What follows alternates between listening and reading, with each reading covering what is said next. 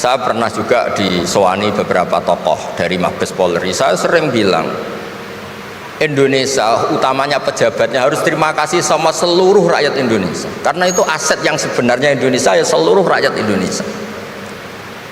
Saya satu cerita, ini hadis sahih di Bukhari, nggak bisa dipertentangkan. Ini hadis sahih di Bukhari, di Muslim. Di antara yang diapresiasi Allah itu adalah potensi jahat kita tidak menjadi, tidak kita wujudkan. Baik, perkenalkan, nama saya Aji. Saya adalah mahasiswa Departemen Politik dan Pemerintahan Angkatan 2023. Langsung saja, pertanyaan saya simpel. Menjaga ukhuwah ini kan pastinya erat dengan kaitannya di level mikro kita atau level paling bawah. Nah, bagaimana sih, mungkin saya ingin bertanya kepada Gus Baha, kira-kira kalau misalnya kita ada slack dengan teman kita karena kita memiliki ego yang tinggi, dua-duanya ini sama-sama memiliki ego yang tinggi, mungkin ini tadi nyambung juga dengan pertanyaan mbaknya tadi. Jadi tipsnya bagaimana ya Gus ya, kalau misalnya kita tadi bertengkar dengan teman, kemudian kita sama-sama punya ego yang tinggi, akhirnya kita tidak ngomong beberapa hari, dan apakah ada cara lain selain kita menurunkan ego, dan bagaimana caranya biar kita bisa kembali lagi menyambung silaturahmi yang putus tadi. Begitu saja Gus pertanyaannya. Terima kasih atas kesempatannya. Begitu. Assalamualaikum warahmatullahi wabarakatuh. Waalaikumsalam warahmatullahi wabarakatuh. Nah, kalau yang Bapak dosen dari Sospol enggak ya? Kalau Sospol nanti saya gak harus ganti nih, karena nanti dianggap gak fair. Bukan Sospol, silakan. Yang akan saya tanyakan sangat simpel, namun sebelumnya saya perkenalkan dulu, saya Sumardi dari Direktorat Kemahasiswaan. Saya ingin kembali kepada bapak-bapak yang terhormat ini, bagaimana sih sebetulnya tip dan trik untuk mengembalikan ukhuwah etika bermasyarakat ini kembali hadir di tengah-tengah kehidupan berbangsa dan bernegara ini. Mungkin nanti akan merambahnya sampai di tingkat nasional. Terima kasih. Barangkali ini yang kami tanyakan. Billahi taufiq wal hidayah. Assalamualaikum warahmatullahi wabarakatuh. Waalaikumsalam warahmatullahi wabarakatuh. Ternyata ada persamaan dari ketiga penanya ini. Semuanya menanyakan tips. Nah, ini apa namanya? Monggo nanti Pak Gures dan Gus Baha, mungkin Bapak. Bismillahirrahmanirrahim. Kebetulan saya ini ahli tip betul, jadi insya Allah gampang. Saya tadi tersanjung lah dipuji Pak Munjid, katanya saya ini orang yang gampang saja menangani macam-macam.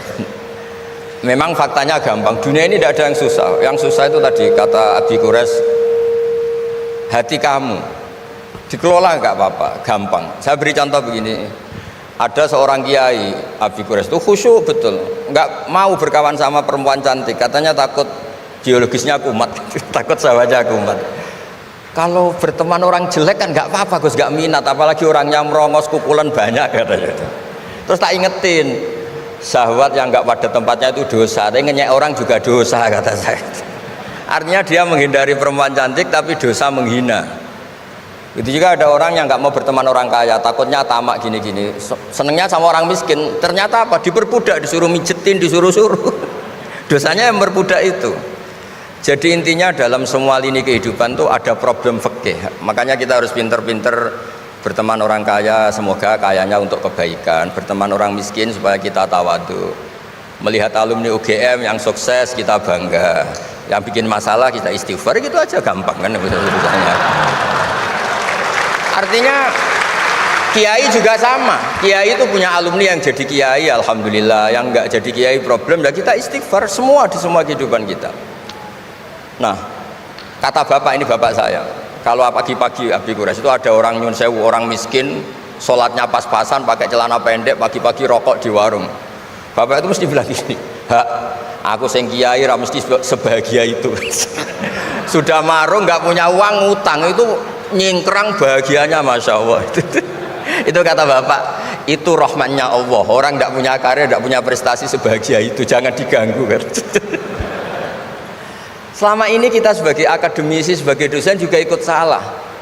melahirkan satu faham, bahagia itu kalau jadi dosen, bahagia itu kalau jadi rektor, jadi menteri, sehingga orang itu tidak kok berbahagia dengan kesehariannya. Padahal orang seperti itu, sering saya ketemu orang nganggur itu, wah enak Gus jadi wong nganggur lah, jadi menteri dikongkon presiden, jadi pejabat esok kudu ngantor, jadi wong biasa enak, wae turu-turu, wae ngopi-ngopi gitu. Intinya bahagia seperti ini tidak usah dibatalkan, biar aja tetap bahagia seperti itu. Karena kalau kamu jadi dosen, nyanyi Anda di UGM juga kamu nggak mau. Jadi itu penting, ngelola kebahagiaan itu penting. Jadi ini Mbak Aida, Mbak Aji, semuanya harus dilatih lah, bahagia itu dilatih. Syukur-syukur model wali ya, terus sujud, terus sungkem di Allah. Kalau nggak model wali ya dilatih yang gampang-gampang. Saya teringat konflik itu dimulai dari tersinggung. Saya ulang lagi, konflik itu dimulai dari tersinggung. Saya punya sekian khazanah tentang ngelola tersinggung. Saya berkali-kali cerita itu. Suatu saat Imam Syafi'i didatangi orang, cium tangan, terus hormat. Setelah itu orangnya menghujat. Dilaporkan sama santrinya, itu orang yang tadi nyium engkau, di luar menghujat engkau, menghina engkau. Imam Syafi'i tertawa-tawa, baguslah saya wibawa, di depan saya agak berani. Enteng saja, dianggap enteng saja. Enggak kok, wah itu khianat, itu munafik, enggak.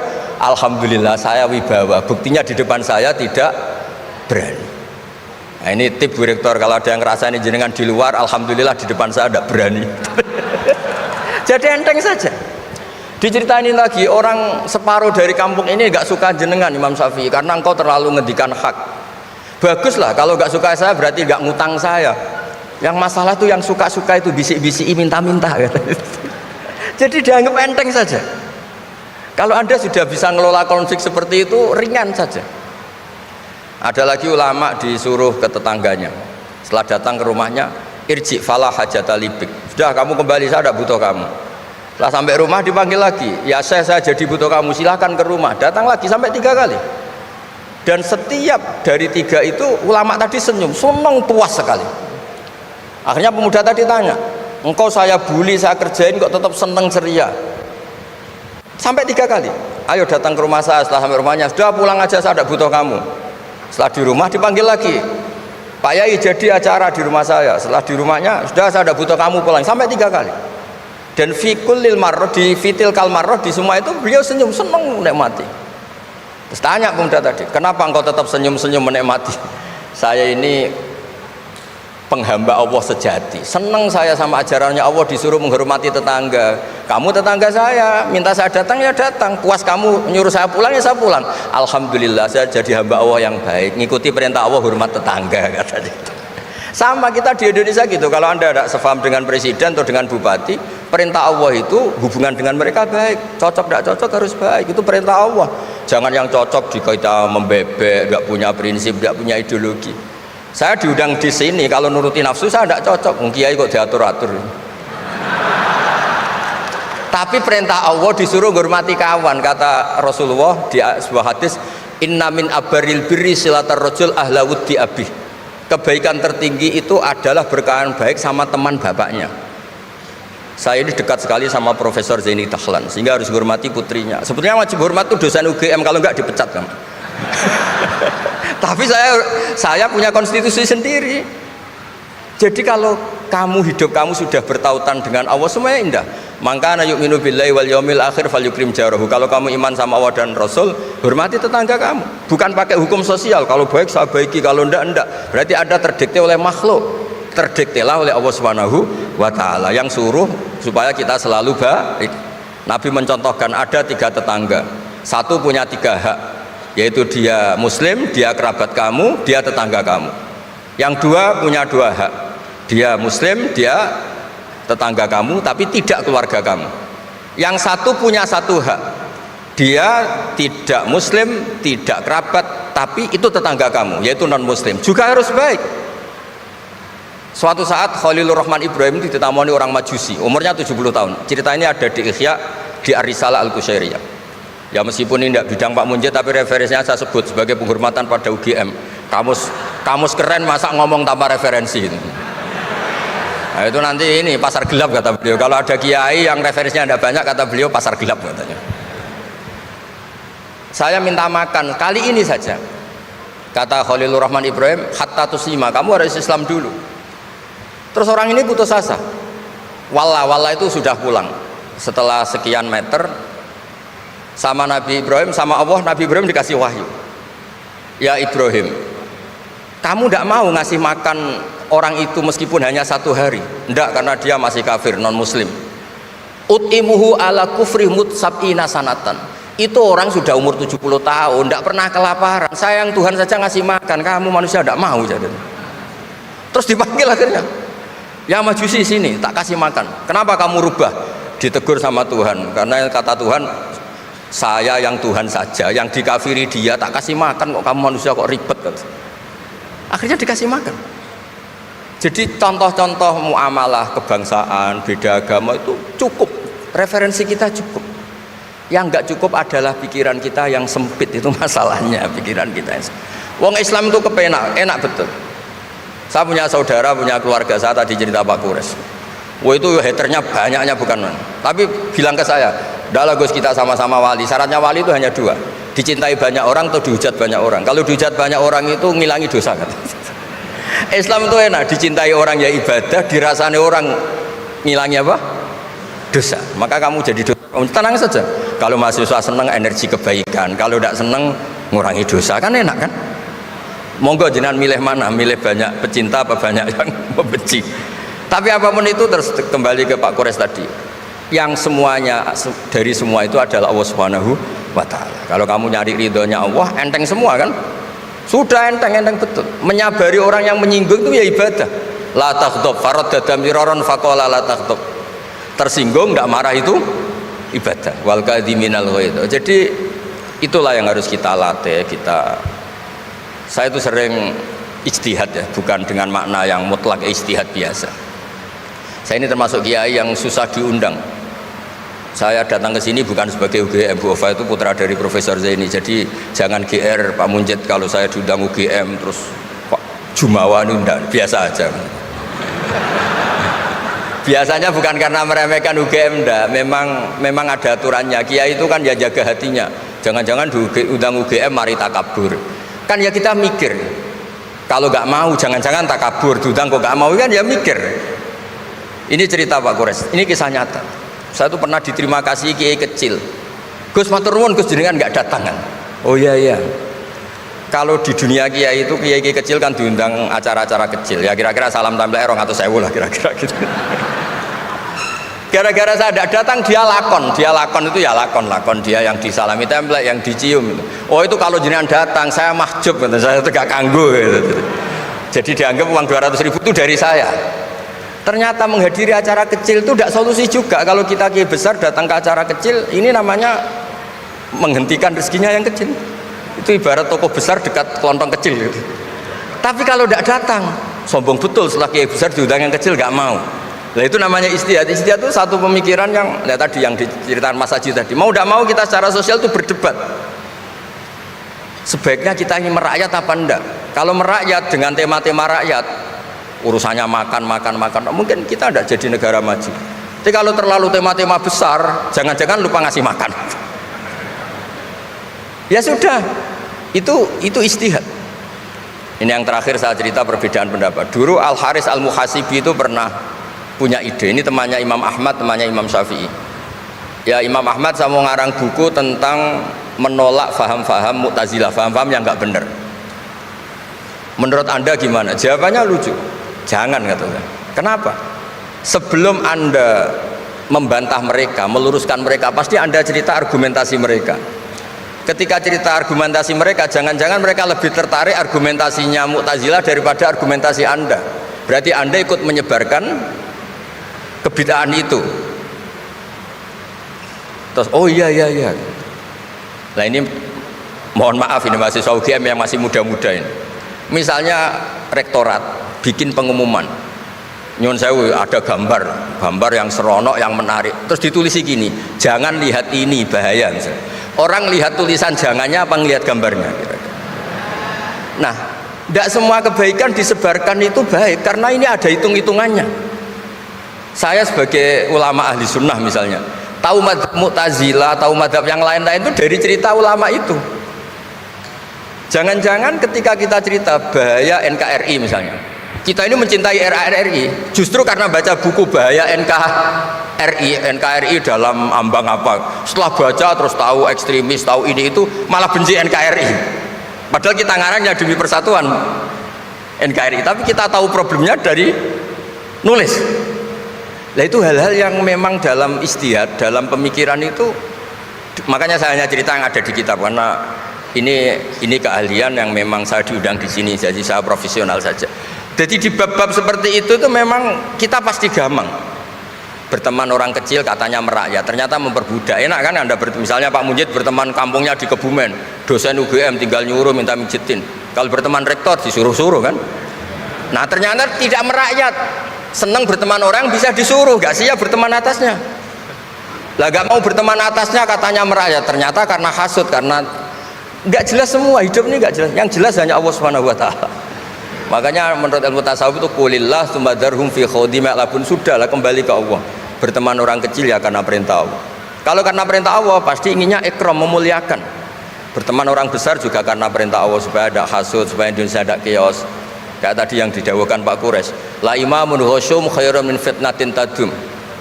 Imam yang dengan arti salah itu masih lebih baik ketimbang chaos. Karena kalau chaos lebih gak kebayang. Ya apapun itu cukuplah khazanah-khazanah Islam untuk mendidik kita sebagai orang yang menjaga kebinekaan, menjaga ukhuwah. Ya, terima kasih. Oke. Ini apa namanya, indahnya kita mendengarkan urian-urian Gus Baha. Diskusi.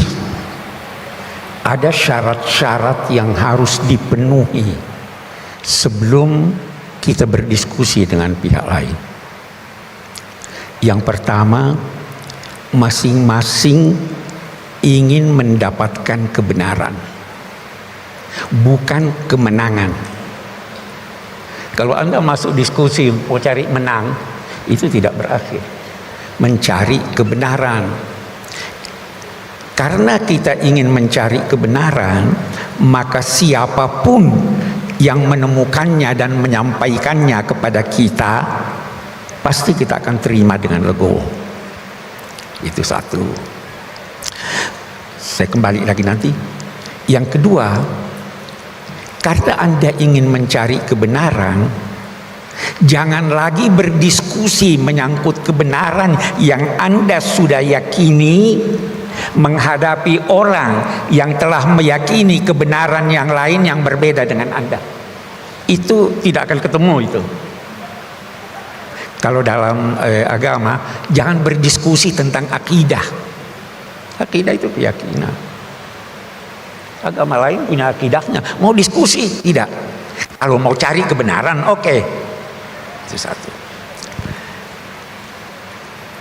Ada nasihat singkat Imam Syafi'i. Beliau berkata, saya tidak berdiskusi dengan seseorang kecuali saya tidak peduli siapa yang mengemukakan kebenaran itu, apakah dia atau saya.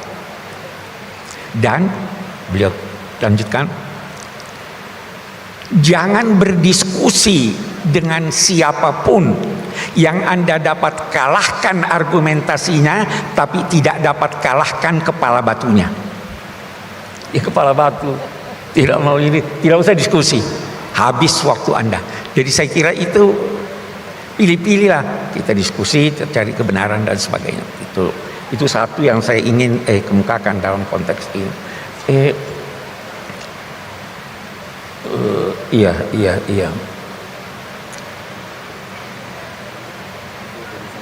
Yang kedua tadi ada soal kuat tidak kuat ya. Atau sebelum sampai ke sana lagi, saya ingin berkata begini.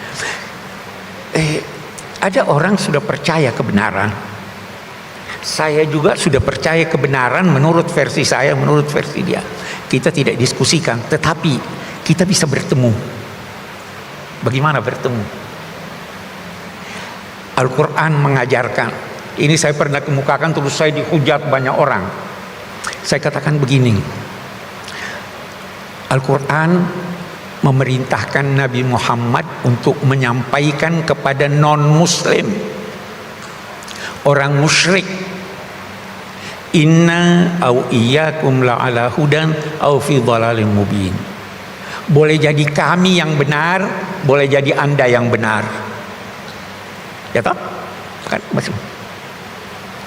Qul, sampaikan, Tuhan akan menghipun kita di hari kemudian. Dia yang menentukan.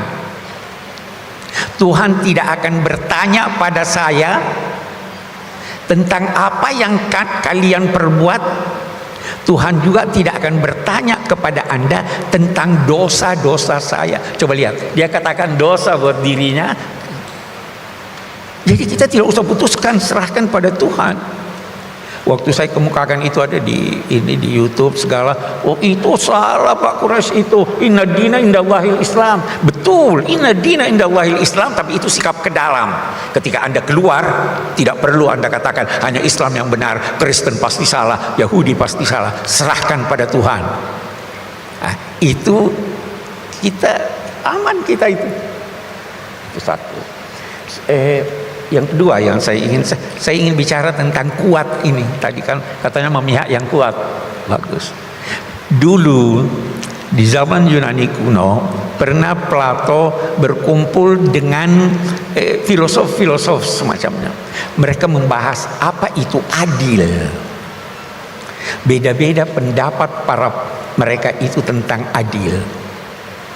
Adil menempatkan segala sesuatu pada tempatnya. Itu satu definisi adil. Adil memberikan kepada yang berhak-haknya melalui jalan yang terdekat. Kalau Anda beri tapi dari jalan jauh-jauh, itu tidak adil namanya. Nah, ada satu yang menarik. Adil adalah berpihak pada yang kuat. Benar tidak ini? Boleh jadi sekarang begitu ya, berpihak pada yang kuat. Oke. Sayyidina Abu Bakar radhiyallahu anhu waktu menjadi khalifah, beliau berpidato singkat. Salah satu ucapannya, yang kuat di sisi kamu lemah menurut pandanganku sampai saya mengambil hak orang lain yang ada di tangannya. Yang lemah di sisi kamu kuat di sisi saya sampai saya kembalikan kepadanya haknya. Jadi kalau mau artikan memihak kepada yang kuat, itulah penafsiran yang sesungguhnya.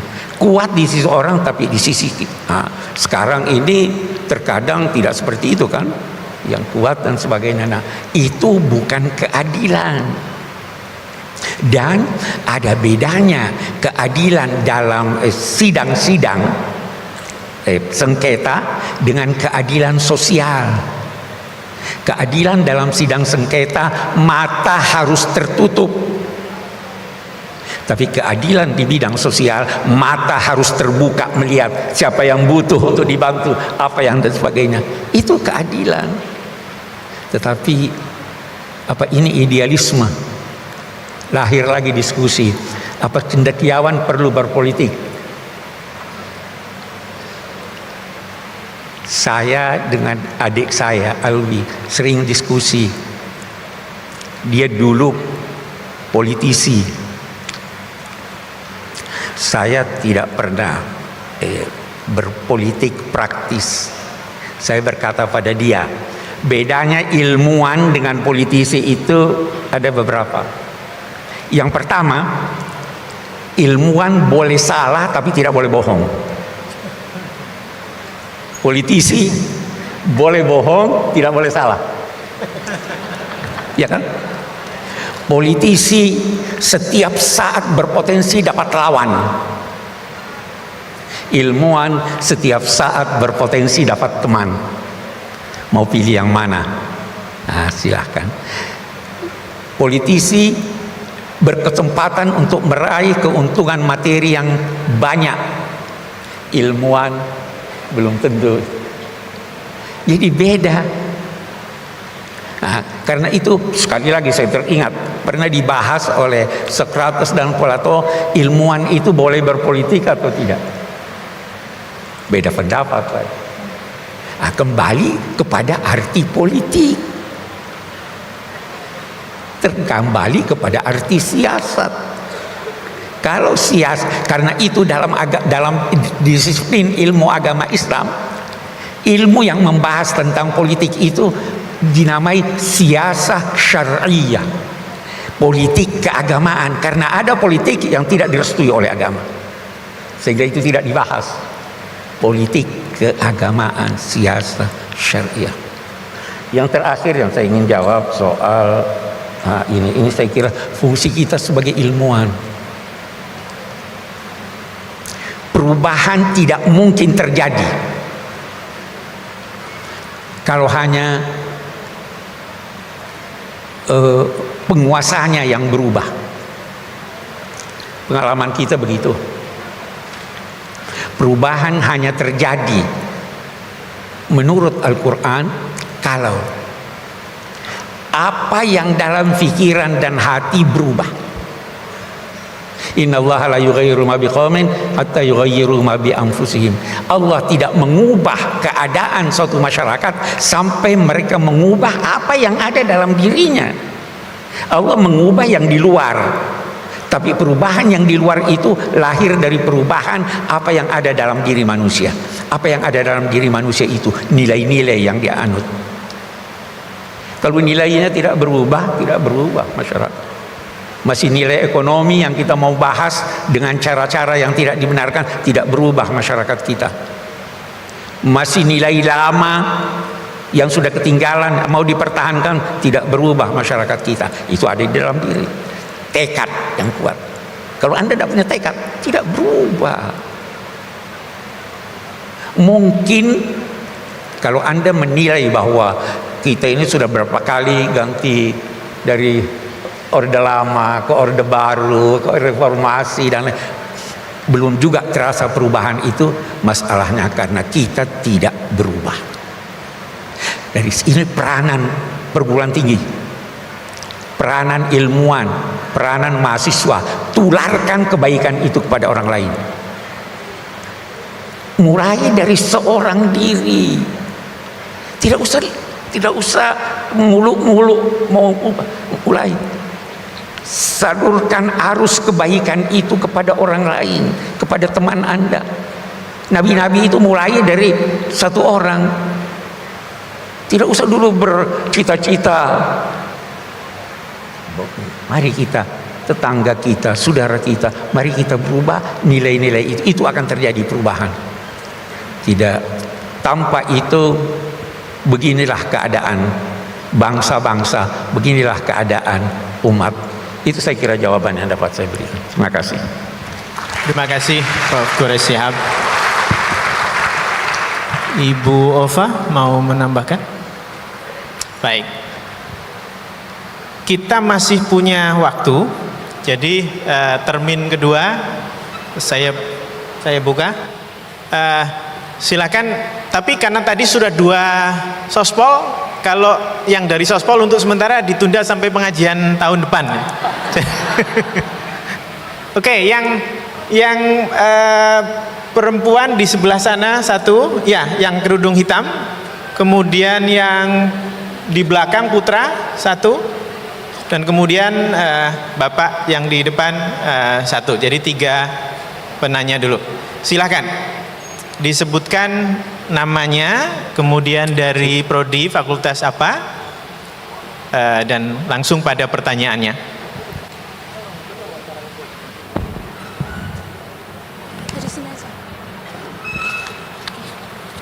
Baik, Assalamualaikum warahmatullahi wabarakatuh. Waalaikumsalam. Ngapunten Prof. Quraish Shihab sama Gus Baha. Pertanyaan saya sebenarnya ada 2, cuma Nama yang... dulu, nama dari prodi fakultas mana? Perkenalkan, saya Samiana Sitatu Zahro dari Fakultas Biologi. Seperti itu. Pertanyaan saya sebenarnya ada 2, namun sepertinya yang pertama sama seperti teman-teman yang lain. Jadi saya lanjutkan ke pertanyaan yang kedua. Pertanyaan saya, dalam kehidupan seperti berpolitik, bermasyarakat, lalu berorganisasi itu seringkali ditemukan perbedaan pendapat dan bersitegang sampai terjadi konflik yang mengkhawatirkan ukhuwah dalam wilayah tersebut.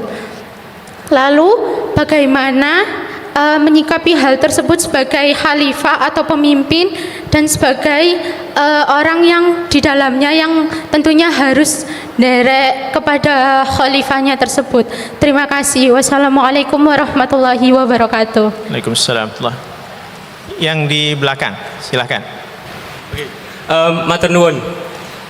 Gus Baha, teng Al-Qur'an niku wonten lantana lul birra hatta Sebentar, alun-alun dulu, perkenalkan dulu. Oh ya, maaf.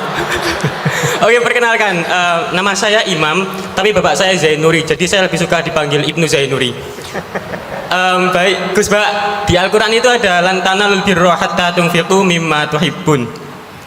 Engkau tidak akan menemukan kebenaran hingga engkau menginfakkan apa yang engkau sukai.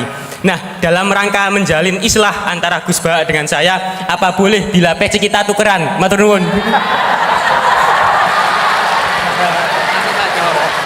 Oke, langsung dijawab sama Gus Baha.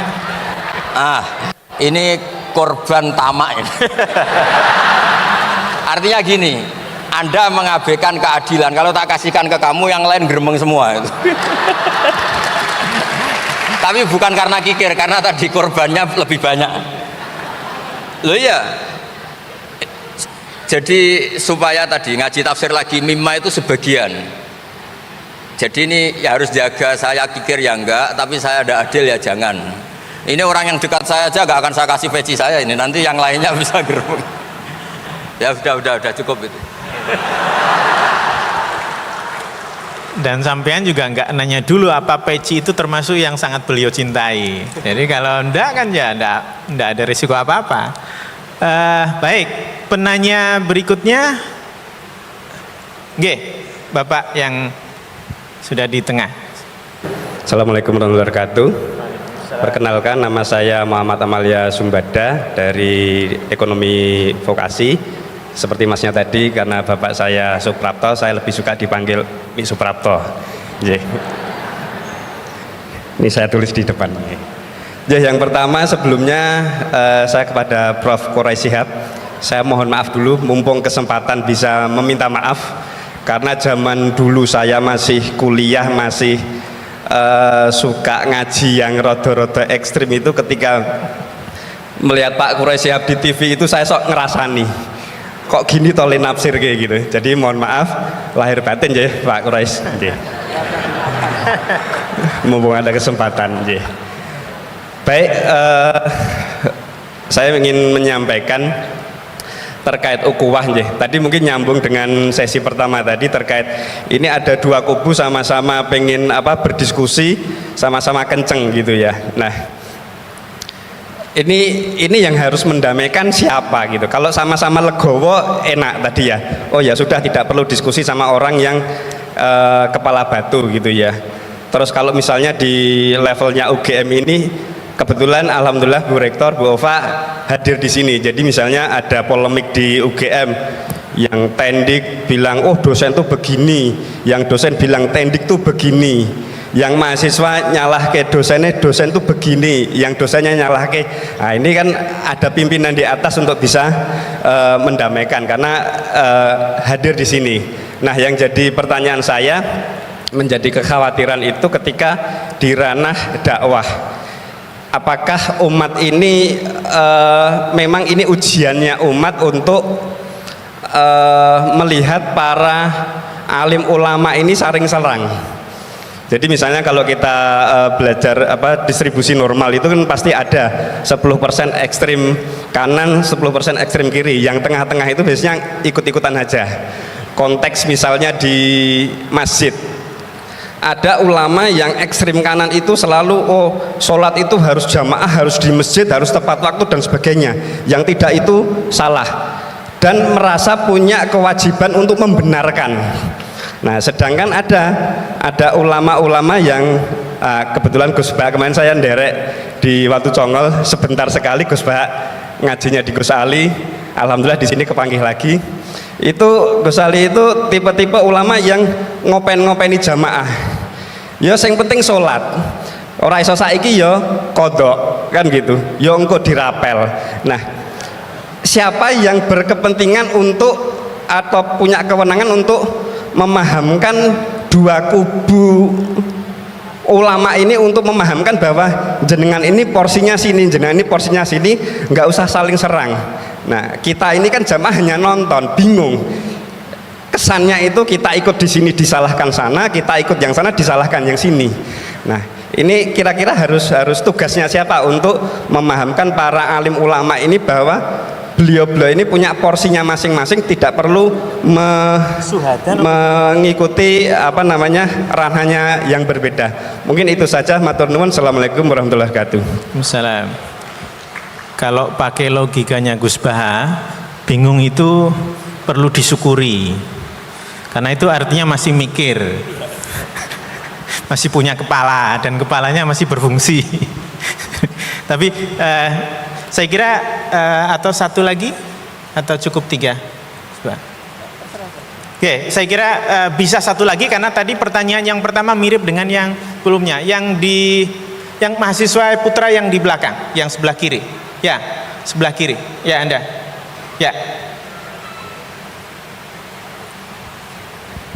Iya. Assalamualaikum warahmatullahi wabarakatuh. Selamat siang. Perkenalkan, saya Krisman Heriamsal, mahasiswa hubungan internasional. Terus terang saya mahasiswa non muslim dan saya mendapat banyak sekali insight dari beberapa penafsiran dari ayat Al-Quran tadi. Salah satu fenomena yang kita hadapi saat ini sangat sulit untuk menghadirkan dialog-dialog yang menghadirkan orang-orang yang dari latar belakang agama yang berbeda, dan seolah-olah hanya jika kita memiliki latar belakang keagamaan yang sama baru kemudian kita bisa memiliki kesempatan untuk berdialog. Nah, kira-kira mengapa sangat sulit bagi kita di negara kita ini untuk menghadirkan orang-orang dari latar belakang agama yang berbeda untuk hadir dalam suatu forum dialog yang sama. Kemudian bagaimana kita bisa menyikapi fenomena tersebut? Terima kasih. Baik, terima kasih sekali. Tepuk tangan. Ini pertanyaan yang sangat penting dan menarik. Kenapa sekarang antara yang muslim dan non muslim jadi sulit berdialog? Saya tambah satu yang terakhir, yang di tengah pakai jilbab krem. Silakan.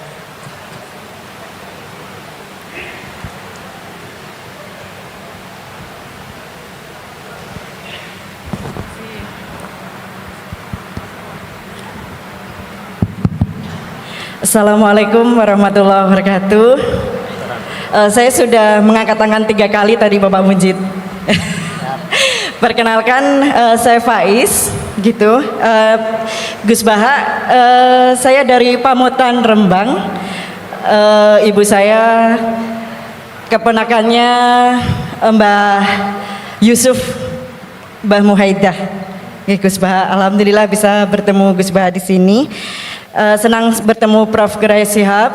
Pertanyaan saya, apabila ada pemimpin muslim yang mohon maaf secara kinerja dia kurang baik, kemudian pemimpin non muslim secara kinerja sangat baik, ini sebagai kami orang Islam memilih yang muslim atau yang non muslim untuk menjadi kepala daerah misalnya, atau bagaimana jika pemimpinnya perempuan? Meskipun saat ini sudah ada Prof. Ova di sini, juga Bu Mega, begitu.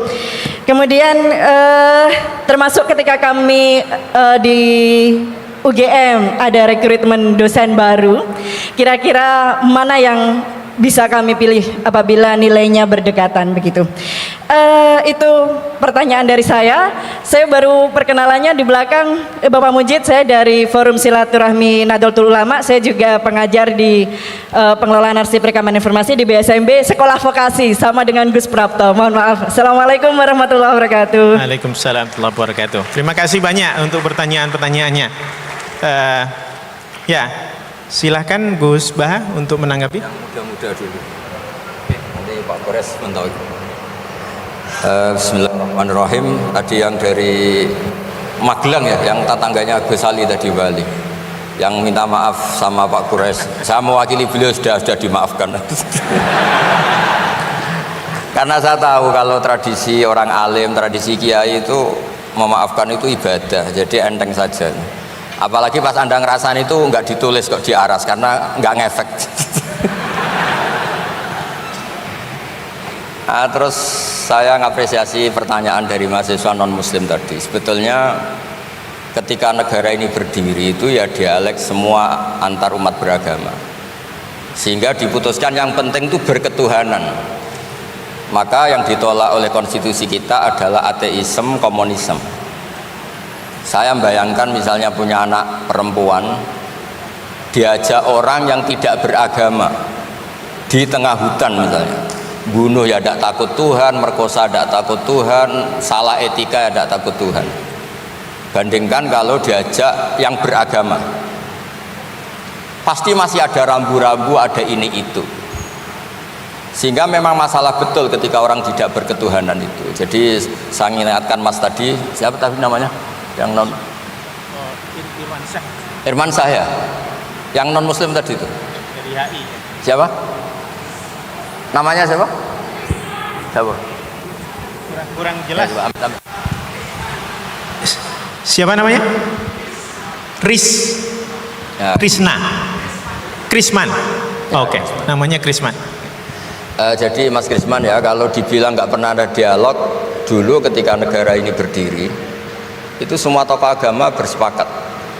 Termasuk saat itu ya ada Perindo, selain ada NU ada Perindo. Itu yang ditentang itu adalah ateisme. Karena kalau orang tidak bertuhan itu ngerinya itu ya tadi misalnya kita punya anak perempuan atau punya keluarga, diajak orang yang tidak beragama, misalnya berzina ya tidak takut dosa, merkosa ya tidak takut, bunuh ya tidak takut, karena nggak punya Tuhan.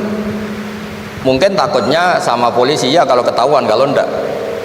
Tapi kalau orang bertuhan ini sistem kesalehannya, sistem kebaikannya ini berlipat-lipat. Takut hukuman Tuhan, takut sosial, takut ini itulah, sehingga kita bersepakat berketuhanan. Lalu kedua, ada beberapa kejadian nyata di beberapa negara yang fahamnya itu tidak bertuhan, itu bekas kondom atau bekas apa dipakai lagi, didaur ulang. Bahkan tinja yang bisa dikelola jadi bahan makanan. Kalau yang beragama tidak, termasuk mungkin di ilmu medis ini tidak wilayah saya, tapi saya cerita mungkin masalah-masalah kayak ya apa hal-hal yang menurut kita dilarang, menurut agama mereka enteng saja. Misalnya bikin cadangan-cadangan organ tubuh dan sebagainya. Kalau beragama itu masih enak, aturannya jelas. Kalau nggak beragama itu repot. Sehingga saya cerita sedikit lagi-lagi karena kadung dipuji ahli Quran Pak Kures sama saya. Saya cerita dulu ketika Rasulullah itu sugeng masih hidup, itu ada kekuatan politik. Satu Romawi bertuhan, yang satu Persia tidak bertuhan, tidak berkitab suci. Ketika Romawi kalah, itu Rasulullah itu susahnya bukan main, karena yang masih mentautkan diri dengan Tuhan kalah sama yang sudah tidak bertuhan. Dan ketika akhirnya Persia yang kalah, yang menang Romawi, Nabi itu ikut senang karena yang bertuhan mengalahkan yang tidak bertuhan. Kenapa penting bertuhan? Karena bertuhan itu setidaknya punya aturan. Melakukan ini dosa, melakukan ini dosa. Empati sama fakir miskin itu ibadah. Semua agama pasti sama di tema-tema seperti itu. Sehingga berketuhanan ini penting sekali, kata Pak Kures tadi, berketuhanan itu luar biasa.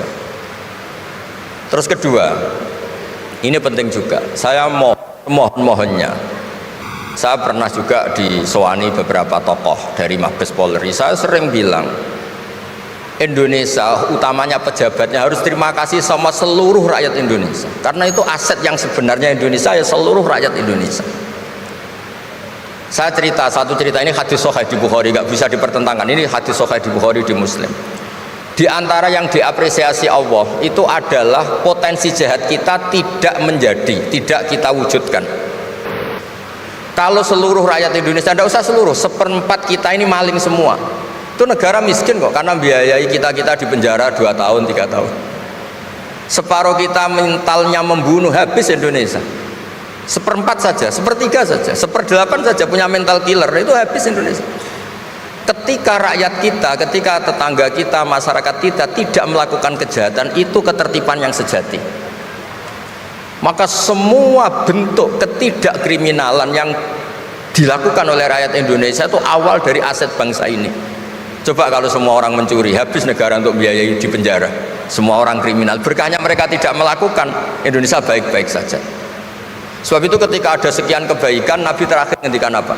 Takufu syarroka anin nas fa innaha shadaqatun minka ala nafsik.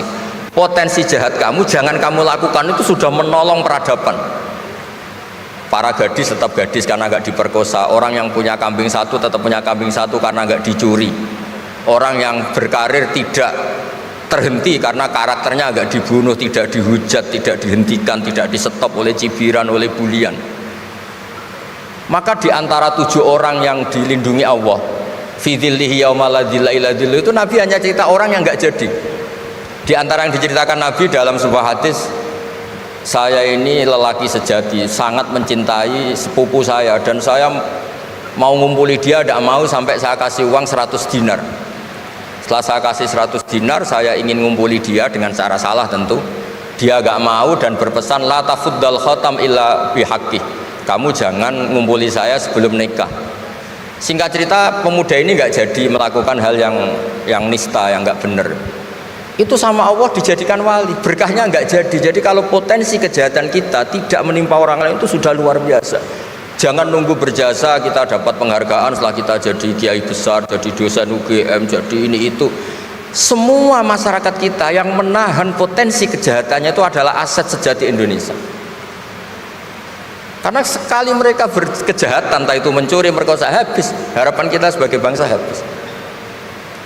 Tapi selama ini nunggu ngapresiasi itu yang bentuknya fi'lu, yang bentuknya mereka melakukan apa, sebetulnya enggak.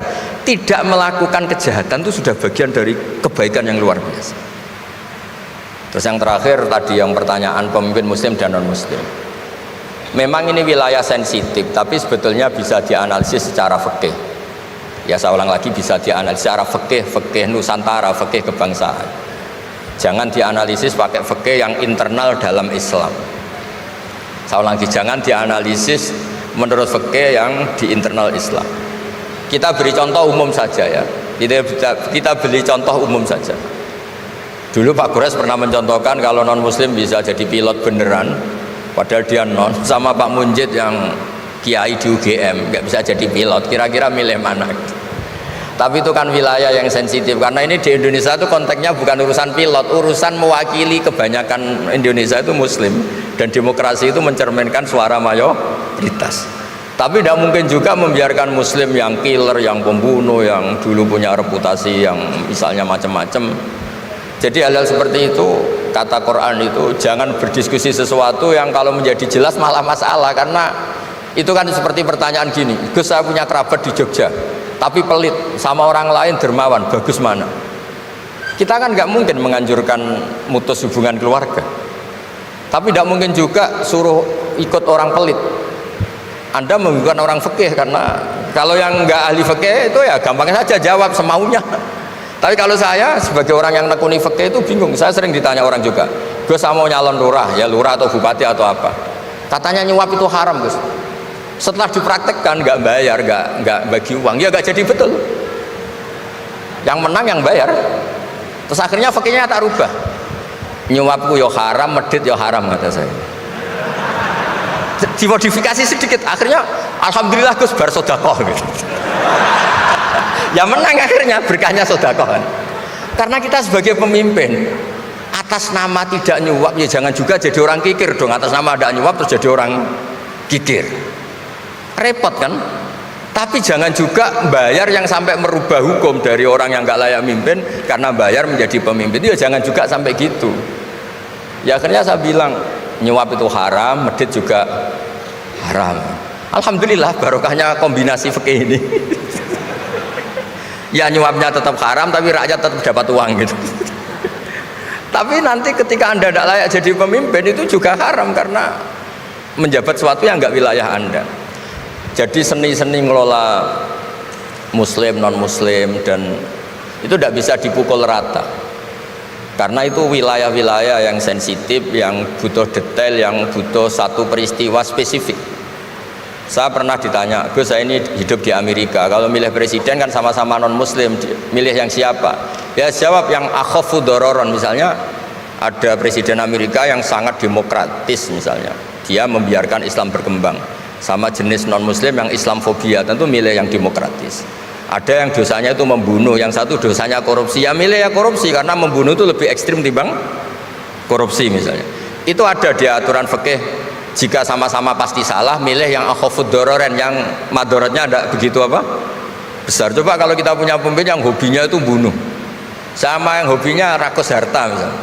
Itu di fikih jelas dijelaskan, milih yang rakus harta kalau bandingannya itu, karena pembunuhan itu lebih berat secara ukuran dosa. Tapi apapun itu, ini bukan pembenaran pada kesalahan, bukan, tapi memang ada aturannya. Apa kalau ada dua dororani, dua bahaya, urtukiba khafuma, kalau ada dua hal yang bahaya dipilih yang paling apa? Ringan kalau dalam konteks ya tadi. Kalau kita membiarkan pemimpin yang nggak benar dipimpin orang nggak benar, tapi kalau memaksakan chaos misalnya, ya milih yang nggak chaos. Itu kan ada aturannya di fikih, karena Nabi menghindari al-harad. Al-harad itu chaos, pembunuhan massal, itu nggak boleh. Dan mayu adila dalik juga nggak boleh, yang bisa potensi begitu juga nggak boleh. Jadi saya mohon, di antara aturannya Quran itu la tasalu an asya in tubdalakum tasukum. Kamu jangan diskusi sesuatu yang kalau diperjelas malah kamu yang malu. Saya biasanya mencontohkan hal-hal yang ringan kayak suami istri. Misalnya Anda tanya sama Pak Munjid, istrinya tanya, "Mas, apa betul saya ini cinta pertama Anda, bukan alternatif terakhir?" Wah, itu rata-rata orang nikah itu kan korban alternatif terakhir gitu. Itu kalau ditanya sama-sama konangan itu aslinya itu. Ceweknya juga sama, apa betul Pak Minjit itu cinta pertama pilihan terakhir? Oh, saya sering mau nikah ini orang yang saya cintai, tapi takdirnya ini gitu. Itu kan orang dibilang takdir itu kan ya tersinggung gitu. Jadi banyak hal yang kalau didiskusikan tuh masalah-masalah. Latas alu an asya intu bedalakum tasukum. Kamu jangan tanya atau diskusi sesuatu yang kalau diperjelas itu malah masalah. Jadi itu etika ya, etika dalam diskusi juga jangan memicu lagi. Saya kira demikian, nanti ditambahi oleh Abi Profesor Kures. Monggo.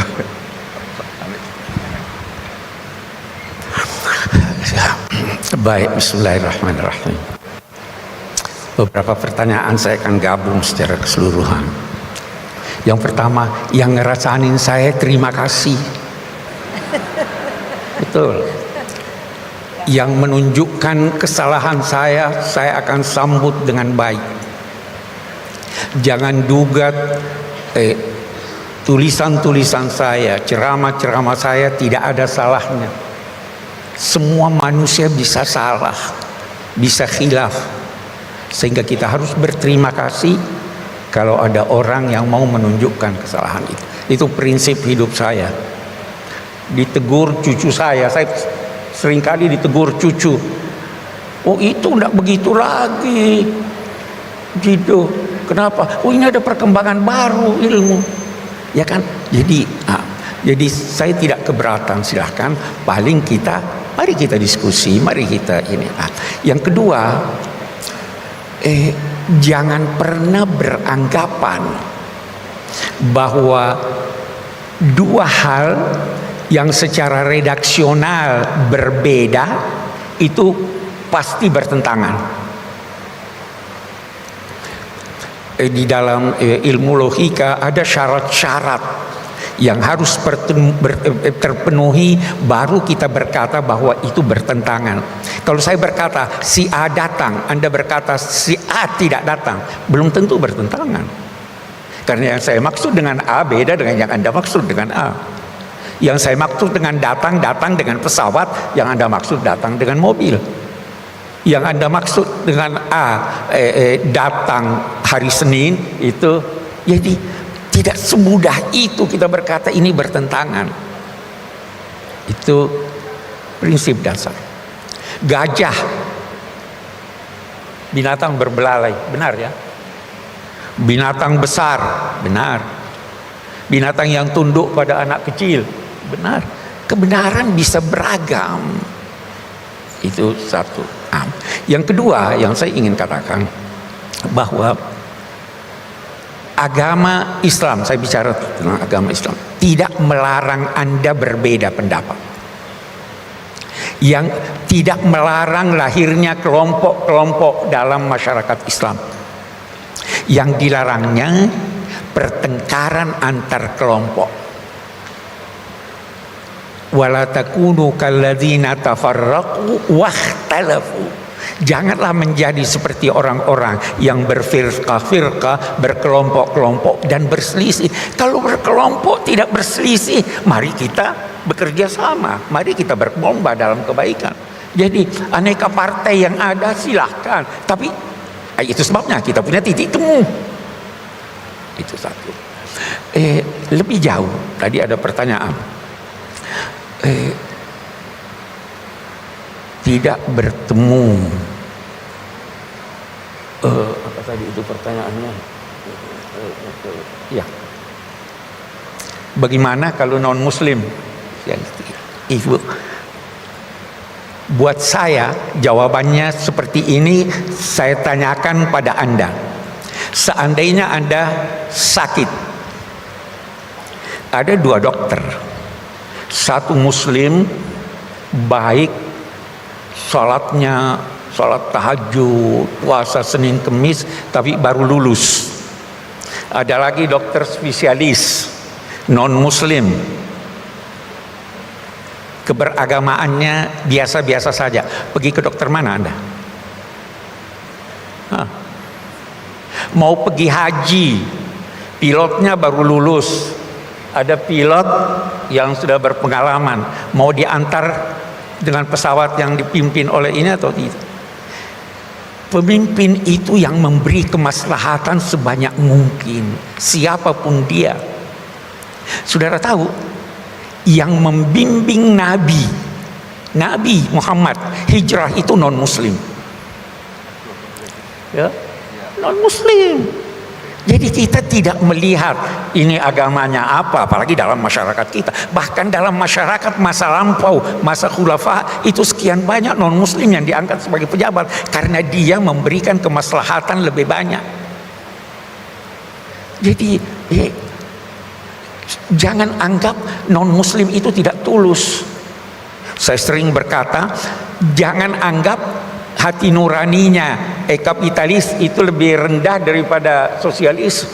Hati nurani itu dibentuk oleh pendidikan, oleh budaya, jadi bisa saja, tidak ada masalah selama itu kemaslahatan. Oke, panjang sih kalau kita mau cerita itu. Oke, sedikit lagi. Seorang yang kuat tapi tidak beragama dengan baik, seorang yang lemah tapi agamanya baik, siapa yang Anda angkat jadi pemimpin? Dijawab oleh ulama, yang lemah kelemahannya bisa merugikan umat Islam.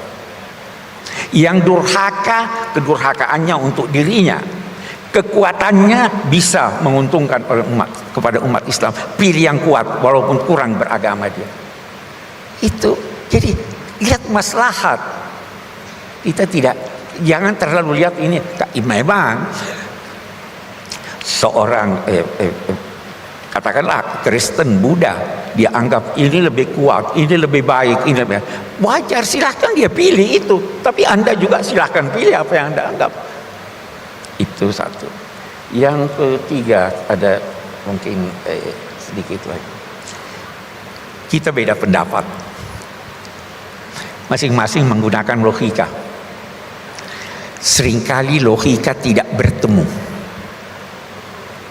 Apa yang bisa mempertemukan kita?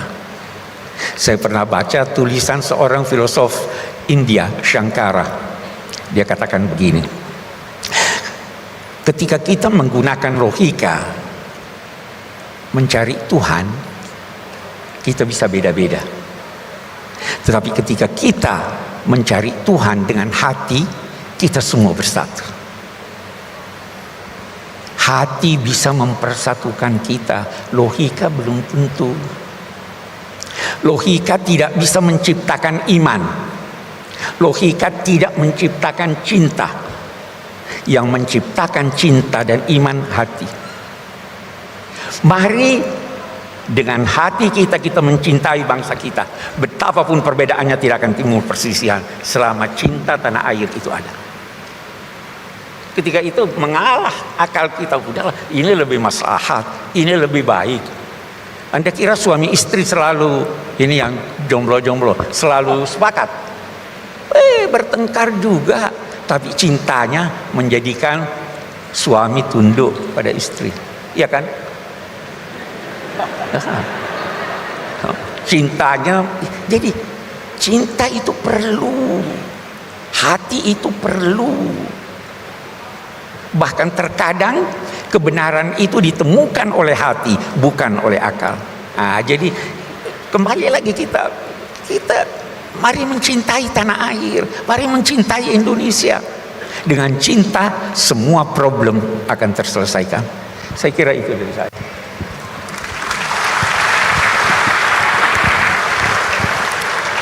Terima kasih banyak Pak Quresh dan Gus Baha.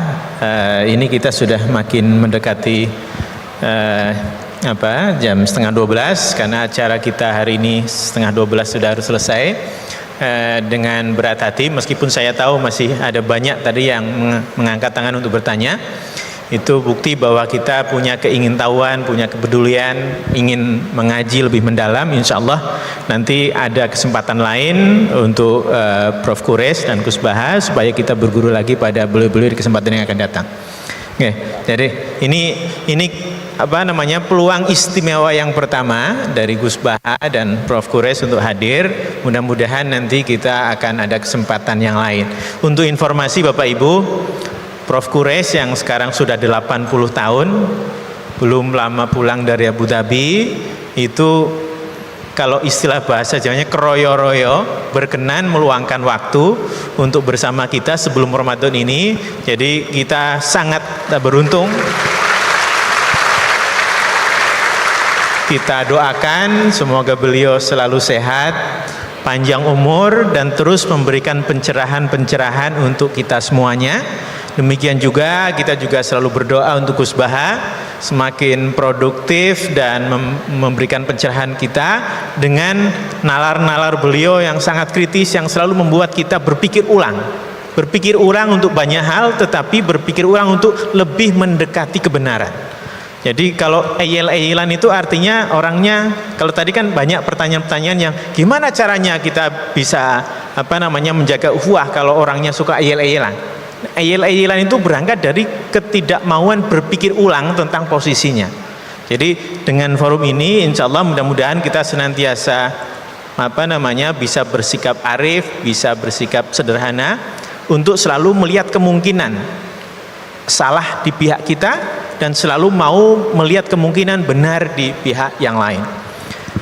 Sebelum ditutup, saya atas nama moderator pada siang hari ini, pagi sampai siang hari ini kita sudah hampir 2 jam berdiskusi. Saya mohon maaf sebesar-besarnya terutama kepada Prof. Quresh dan Gus Baha dan Bu Ova kalau ada yang kurang berkenan. Dan kemudian sebagai penutup kami mohonkan supaya Gus Baha, Prof. Quresh untuk menutup dengan doa. Oke, terima kasih banyak. Sekali lagi mohon maaf untuk semua yang kurang berkenan. Billahi taufiq wal hidayah. Wassalamualaikum warahmatullahi wabarakatuh.